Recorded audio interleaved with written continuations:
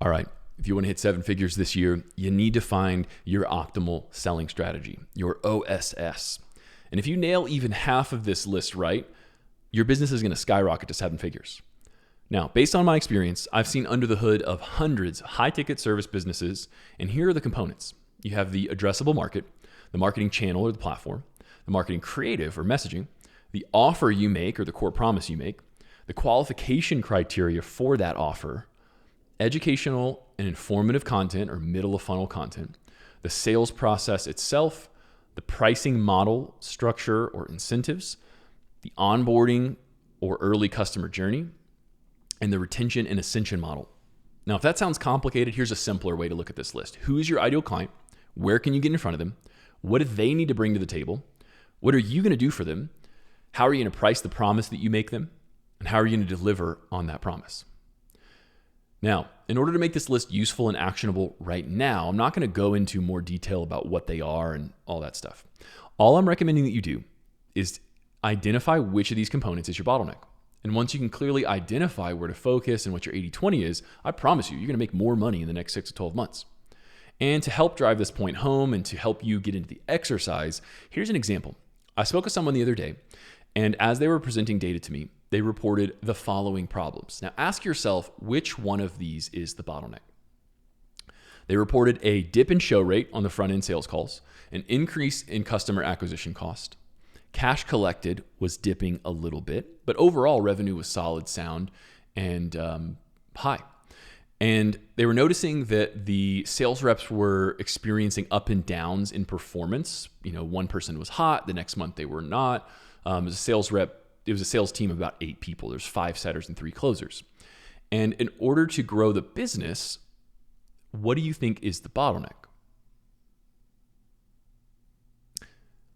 Now, depending on what your answer is, you may or may not be right with that bit of information. Now, I kind of buried the lead a little bit because after I was further digging into what the issue was, because I really wasn't seeing it. I was looking at the situation and I was like, this isn't that bad. Like, this is kind of normal. Revenue was high. Yeah, there's little tactical things that I would do, but I didn't think that I'd found the bottleneck yet. So looking at this front end sales organization and this sales process, I was like, well, what's going on the back end? So upon further digging, I found out they had been having trouble ascending and upselling their front end clients into their back end mastermind, which is a much higher ticket engagement. It is has the potential to be a monthly recurring revenue.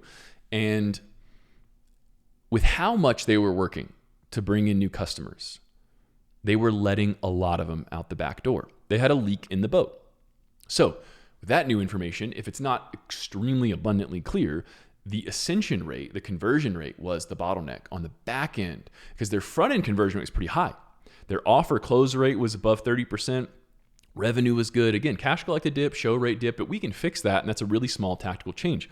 That was not the bottleneck. The bottleneck for the business is keeping those customers. So introducing the LTV to CAC ratio.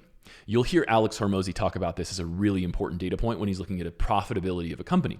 This is just your average lifetime value of a customer divided by or into your customer acquisition cost. So the acquisition cost of this business was about $3,000.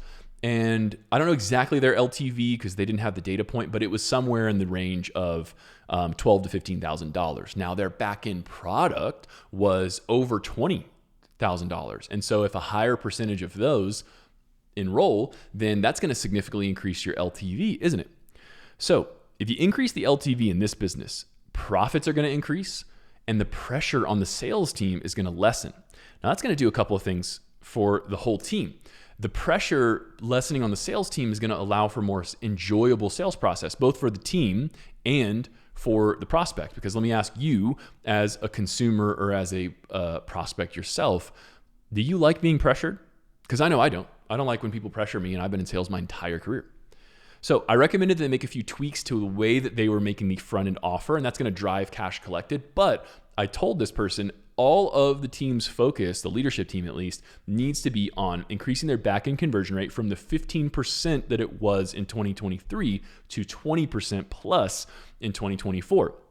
And there's a few tactical ways that they, with their model and team, can actually do that. So the point of this exercise is to reveal that we all have blind spots and to remind you that we have them for a million different reasons. And if you don't have people around you that can show you yours and give you a plan of how to improve the situation, you may stop digging 3 feet from gold, or in some cases, you may spin yourself bankrupt. A majority of small businesses never make it past 10 years of operation. And there's over 33 million reported and documented small businesses in operation today. The average business owner makes $69,000 a year. I don't know about where you live, but that's not going to cut it for me here in Denver. Cash flow is the number one reason why small businesses fail.